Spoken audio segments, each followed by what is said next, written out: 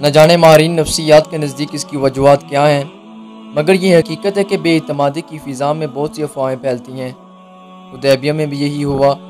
حضرت عثمان رضی اللہ تعالیٰ عنہ کی گرفتاری سے حدیبیہ میں یہ افواہ پھیل گئی کہ حضرت عثمان رضی اللہ تعالیٰ عنہ شہید کر دیے گئے ہیں۔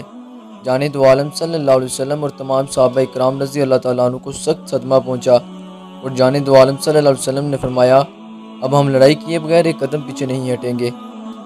اس موقع پر جانے دو عالم صلی اللہ علیہ وسلم نے صحابہ اکرام رضی اللہ تعالیٰ عنہ سے وہ مشہور بیعت لی جو بیعت رضوان کے نام سے مشہور ہے۔ یہ بیعت موت پر تھی، یعنی جب تک دم میں دم ہے لڑتے رہیں گے اور کسی صورت میں بھی پیچھے نہیں ہٹیں گے۔ صحابہ اکرام جوک در جوک بیعت ہونے لگے۔ ایک جماعت فارغ نہیں ہوتی تھی کہ دوسری تیار کھڑی ہوتی تھی۔ رفتہ رفتہ سب اس سعادت سے بہرور ہو گئے، مگر ایک جانثار محروم رہ گیا، اور اس کی یہ محرومی اس کے لیے ایک انوکھی خوش نصیبی کی نوید بن گئی۔ اس خوش نصیب محروم کا نام عثمان بن عفان رضی اللہ تعالیٰ عنہ ہے۔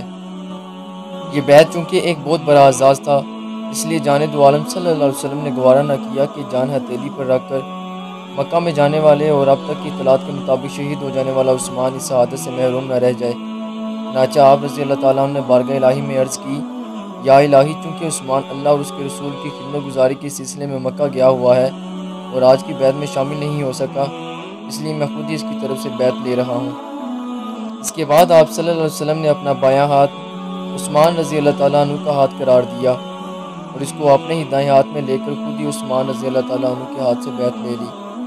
سبحان اللہ، جزاک اللہ خیرہ۔